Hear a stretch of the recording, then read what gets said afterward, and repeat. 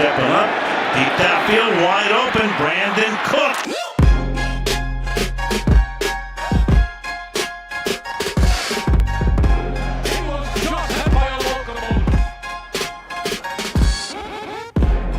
Green and white, we take the fight. On the field under the Philly lights. Claws out sharp like midnight's bite. We don't play small, we take it all. Fly, Eagles fly, soaring through the sky. Touchdown dreams we amplify. Fly, Eagles fly, hear that battle cry. With a storm you can't deny. Wings spread wide like destiny's glide. Philly pride, we can't hide. Every yard, every stride. EA-GL-ES, ride, fly, Eagles fly. We rule the sky. Champions rise, fly, Eagles fly. You now on the Philly Gridiron.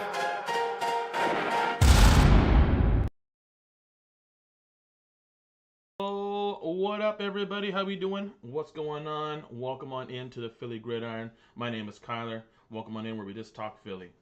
Yo, we've had an absolute banger bye week. Let me adjust this camera here. Let's see. There we go.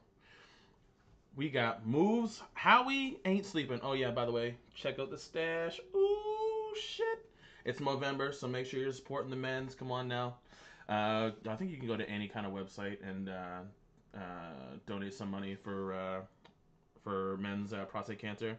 As any, you should be supporting the good cause. As am I. Look at that. Looks good, feels good. But yeah, listen, we've had a crazy bye week. Okay, we didn't even play a game. We did not even play a game, and we're the number one seed. We're the number one seed in the NFC. I mean, who would have thought? I used to pray for times like these, you know what I'm saying? But, Eagles in play. We're getting healthy. And Howie ain't sleeping. We got our first trade here with Jaire Alexander. Jaire Alexander is a great move. I don't really care what anyone else is really saying about this move. I think we're basically losing nothing. We're swapping, I think, a 6th and 7th round pick. And we're getting back Jaire, which is much needed cornerback help. I said this in our last Grid Talk that we needed a CB2. This way, kind of we have like it's CB2, by committee. Because now we traded for, you know what, I didn't actually bring up that trade either. But we got Michael Carter as well from the Jets. We got Jaire Alexander from Baltimore, formerly known as the Green Bay Packers. And honestly, Jaire has given us some fits here and there. I mean, when he's up against A.J. Brown, not so much, but when he's up against Smitty, and also Goddard, he's given us some fits. I think this is a great move, honestly. It's low risk, high reward. I mean, honestly, all we're really looking for right now, the D-line is great, and we're about to get into our newest trade that just happened probably about an hour and a bit ago. But right now, our D-line is great, and we just needed a little bit more off the edge, which we're going to talk about later. But we just needed the back end to hold up. That's all we really needed. We needed the back end to be able to hold up a little bit longer so that the D's can get some pressure into the quarterback. And we noticed that in last week's game, where because Jackson Hart really couldn't throw the ball because there's no one he can really throw to, but the back end was able to hold up long enough that the D-line got pressure. I think we got 4 or 5 sacks last game, so it's that's incredible, especially against a scrambling quarterback. Now also he didn't have his running back to kind of dish it off to, but even still, the back end held up just enough to make sure the D-line can get some pressure. Jaire and Michael Carter are going to be able to do this. They're going to be able to cover for at least 2 to 3 more seconds than Keeley can or Dory can. I find Dory is just not physical, doesn't want to tackle. He doesn't really lay that wood down. Keeley is just not disciplined. He's always sitting 10, 15 yards off of where he should be. And that's how he gets beat a lot. He has to be back so far in order to be able to react and open his hips up to certain movements. And that's how he gets beat. And then when he gets up there, he ends up having a pass interference call, or he's just not even even tackling properly, and just like doing the old Slay, we're just pushing out of bounds, and that's just not great. What Carter and Jair are gonna do, they're gonna be able to cover a little bit harder. They're gonna be able to force incompletions. They're gonna force PBUs. Like these are things that we're looking for in the CB2 to just be able to do the things that we need. And I'm happy. I'm happy about this. I'm happy that this is what I'm saying is that why a lot of the league hates Philly and its fan bases, mainly because like Philly never sleeps. Never Howie's never sleeping. We're always making moves to get better. Every day, every night, every week. You can see when Howie's making moves. He's always on the phone like this dude's on the shitter fucking taking calls.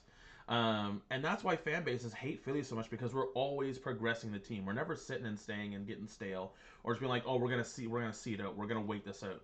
No, no, no. Howie's like, what do we need? Do we need this? Okay, let's. It's a matter of like just throwing things at the wall and seeing what sticks. I mean, we are in repeat mode, and you can tell that Howie is all in. Like Howie's giving the green flag once more again to just go in and get as much talent as we can to get the best team on the field. We needed a CB2. We just got what two or three of them. We got Jacorian Bennett coming off of IR as well. So I mean that's gonna be three quality cornerbacks to be able to fight for that position, and should be able to get a lot of effort out of it. Now, with that being said, this is the trade that's happened this morning. Now we kind of knew that this was in the works, but the fact that we literally how we waited till after Sunday and then boom we got this. We got Jalen Phillips, okay? And we also got BG coming back. So we're going to have BG, Jalen Phillips, Nolan Smith's coming back. We got Jalix Hunt. And who else do we have coming off the edge? I mean, and like Campbell can pretty much come off the edge as well. I mean, Campbell in college was a 5-star recruit for edge, but he got moved into linebacker. So it's like we are gonna have some crazy pressure. This is crazy. Like you can see, like this is the third trade that a report from Adam Schefter. This is the third trade that the Eagles have made this week, adding Phillips, Jair Alexander, and Michael Carter. Now, I want to throw in BG there too because I mean BG was only a little bit last week where he can be where he can play, but this is much needed. This is going to be add a lot of pressure for the quarterback. We're like the boys are gearing up for Green Bay, which is next week, and Green Bay just lost to the Panthers in a brutal loss. I mean, I think that. What did I see? I think that Bryce Young had only threw like 110 yards and still not winning the game, and Michael Parsons all pissed off. It's like showed me able to throw that blah blah blah. But I mean, like that's what it is. Teams are realizing that you don't need a lot of air yards to beat teams anymore. You just need a sufficient and good running game. If you have a great running game and you can pick your spots, you're gonna be able to beat any team. And that's the thing is that like what Philly has put out the blueprint for of like. Listen, we're not airing it out. You can have all these areas. Like, look at Cincinnati. Cincinnati scored 42 points and still lost. Jamar went off. T. Higgins went off. Like, the offense went off. Like, it was just like they had like all these air yards and still end up losing because the defense couldn't close them out. But I like these trade moves. Let's get into the next topic too. So I want to talk about Washington. Watching Washington's game last night was brutal. It was brutal. I mean, I never want to see a player go down in that fashion, but I do think that is coaching malpractice at its finest. You see these teams that are trying to like either pad stats or do you want to get them quality reps in, or do you want to give them like meaningful like can you come back stats? Like the game was just out of reach. You're in the fourth quarter. There's no reason for you to have your starters in. There's no point. You're not coming back off 12 minutes. I mean, you're not Josh Allen. You're not Jalen Hurts. You're not Patrick Mahomes. You're not gonna come out of those deficits. You might just pack it in and get going. It just shows coaching malpractice. And we've seen the same thing with the Giants. You know what? I was really excited this year because I really thought that the NFC Beast was back. Like, we had the Giants were able to be competitive because they have Malik Neighbors, they had Cam Scadaboo. I think, what do you have? Tyron Tracy. They found their quarterbacks in Jackson Dart. So I thought that they were going to be at least competitive, and I think they would have been, obviously, if they didn't have as many injuries as they had. And then you have Washington. Now, my gripe with Washington that a lot of fans and fandom like just couldn't grasp is that understand that it was catching fire in a pan with Washington. They had a really cake schedule last year, and I think they only had to play like 5 hard teams that were really competitive. I mean, one of the great wins is them beating Detroit, but I mean, them beating Detroit in the wild card or the next or divisional. Detroit was depleted of injuries. I think they had 18 people on IR. So it's like, is it really a feat that they beat them? But the test old adage is that there's no tape. There was no tape on Jaden Daniels last year. So in order for teams and coaches to kind of predict and game plan of what the quarterback's going to do, they don't have those tendencies. They don't have worries. What's he going to do if we do this? What's he going to do if we do that? Because you're just going off week to week. And we've seen that with CJ Stroud. I mean, look at the last 2 years. CJ Stroud has fallen off a cliff. We can even go to Jalen Hurts off of 22. 22, Jalen Hurts was like, again, catching fire in a pan. And teams and coaches had no idea that, Jalen could run that fast, or he could operate the RPO this way, or he could pick you apart in the air. They just didn't have that tape. But then once they had that tape in 23, here we go. We start off 10-1, but then all of a sudden, we start going against good teams and good coaches that actually know Jalen's tendencies and where he likes to go and how he likes to be fitted and blah blah blah blah. And all of a sudden we lose our last 6 or 7 or our last 5 or 6, something like that, and then get bounced out of the first round of playoffs. I mean, that's when coaches have time and tape, that's what's going to happen, and that's what's happening this year. Coaches have had a full year and an off season to look at Jaden Daniels and see what has he done and what's he done with his time. How does he like to fade out? Does he like to dump it off here? Does he like to really pitch it off and run in this position? Coaches don't have that, but they have that this year. And now that you see that there's tape on them, what do we got? They are what, 3-5 now, or 3-6, somewhere around there. Like, not a great season. Their season's basically done. The Giants' season is done. Here I thought that it was going to be the NFC Beast, and yet again, here it is once more. It's Cowboys versus Eagles in the division. Now the Eagles, obviously, we're up. We're 6-2. We didn't have to play this week, and we're already number 1 in the NFC, and we're number 1 in the NFC in the NFC East, which is great.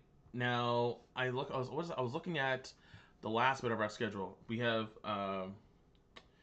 Green Bay, Detroit, Dallas, and I think who do we have in our last one? Let's see, Philly schedule.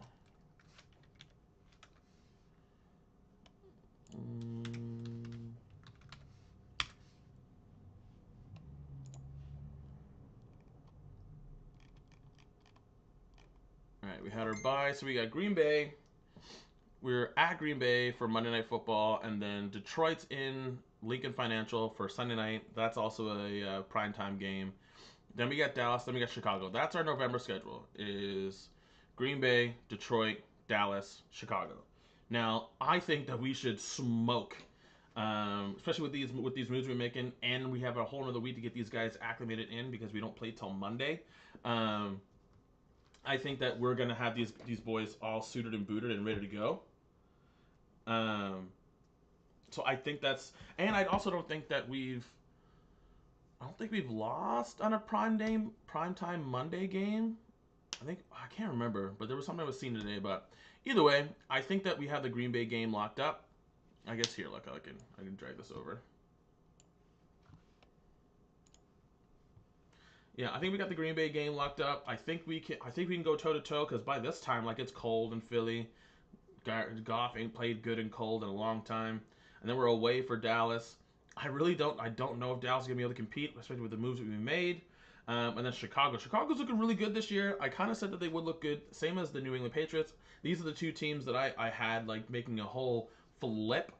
But I only see like maybe 1 loss, but I kind of see 4 wins. If we do lose, we might lose to Detroit. I cannot see us losing to Dallas with the worst defense, and we have we're up there in offense. I can't see us losing to Chicago, and I really can't see us losing to the Packers. I can't. Not with this much time off, and Packers just losing to the Panthers. They can come off with as much angst and whatever. I just don't see it. I don't see it. So then I want to talk about. They're saying the NFC East is wide open. I don't know, because now that it's just a two-person race with being Philly and Cowboys, let's look at the Cowboys schedule. What do we got here? Okay, so we got the Cowboys schedule here. We got Cardinals. They got their Cardinals?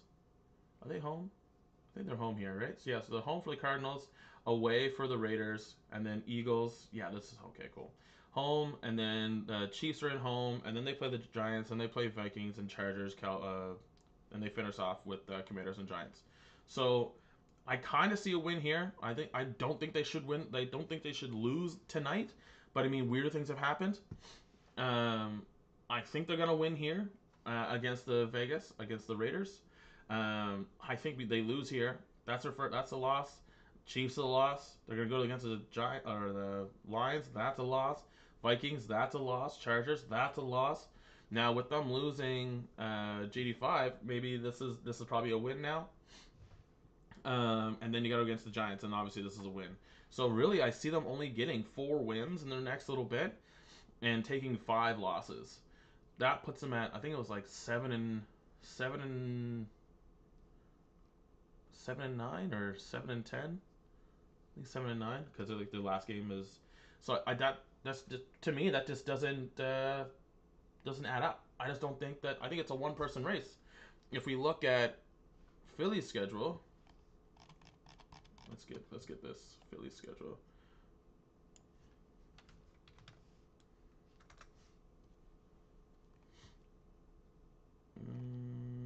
Oh, come on now.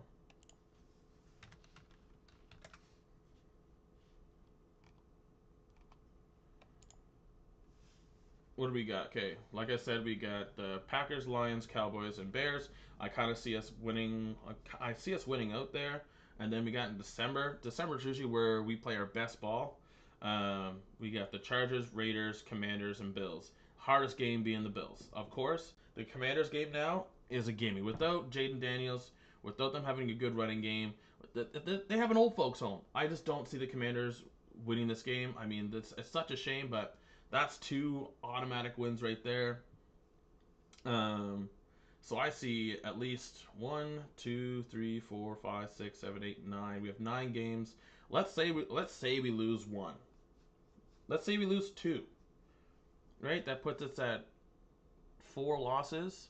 So 13-4 again.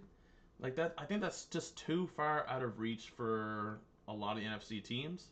It looks like, big flipping. But yeah, I also want to get into the coaching across this league. Okay, like I am watching what I'm watching over the last couple weeks. Okay, we can have this up here. Actually, we can get rid of that. There we go. We can make it bigger. All right. So I want to talk about coaching, especially over this year. I just don't see the best coaching that I've seen in a long time. I'm seeing coaching malpractice. I'm seeing all last year was teams bitching and moaning about the tush push. And all I'm seeing this year is teams get the 4th and 1, 3rd and 1, and lose the ball. Or not be able to push for the first yardage. Not be able to do the things that the Eagles are doing. I've seen Buffalo do it a couple times now. I think we've seen the Seattle Seahawks did it as well. Like, the tush push has only been able to be run by a few teams well. Eagles perfectively. But I'm seeing all these coaches make these horrible decisions and horrible calls, and having their players in beyond the time that's needed. Like, if you're blowing a team out, pull your starters. You no longer need to have your starters in. If you're losing by a lot, pull your starters. There's no need of forcing the issue.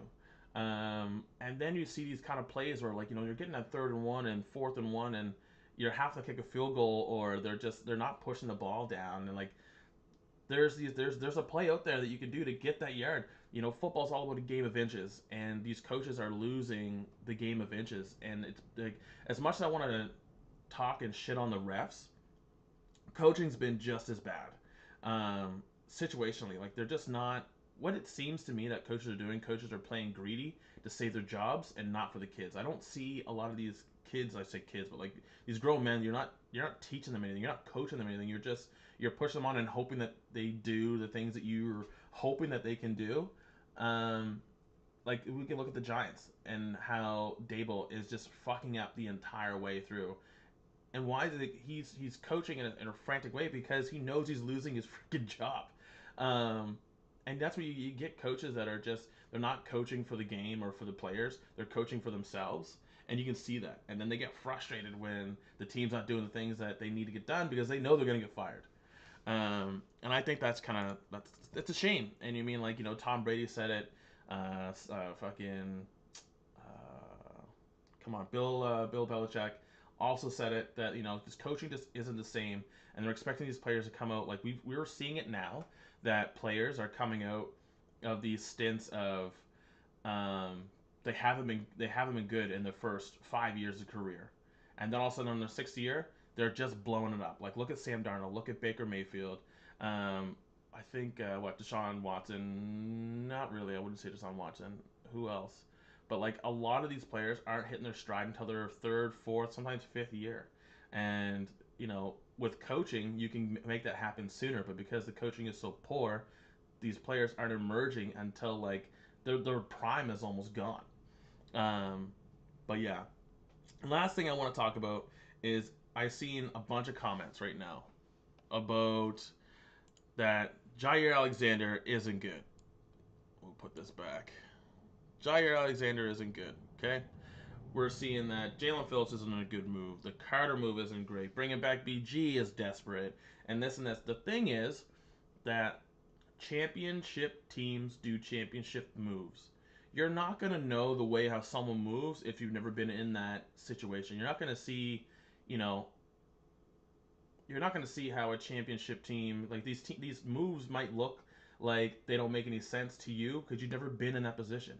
You never had to make those kind of calls to make a championship decision because you've never been there. So it kind of seems confusing to you. But these are championship moves. That's what these are. These are championship moves. You got a weakness there at CB2. Well, let me throw the fence at it. Let me get 3-4 CBs and we'll figure it out. All right, we need edge help. Okay, can we bring back BG? I mean, them talking about bringing back BG last year. You know, BG knew he wasn't done. I mean, he kind of knew that he was coming back. I think they said they were talking about it before they even signed Za'Darius, that they were going to bring back BG. But, you know, it's all about time. And then you got Jalen Phillips and stuff helping off the edge. These are moves that championship teams make and have permission to do. And you would never understand them because you never had to make those calls before. Understand that these are championship team moves. And we're going to see you guys next week. That's all for me, though. You know, quick. I think it's only like, almost 30 minutes. Again, if you made it through all the whole video, the whole live, thank you. Appreciate it. Again, like, comment, subscribe. Welcome to the Philly Gridiron, and I'll see y'all next time. Brady stepping up, deep downfield, wide open, Brandon Cook.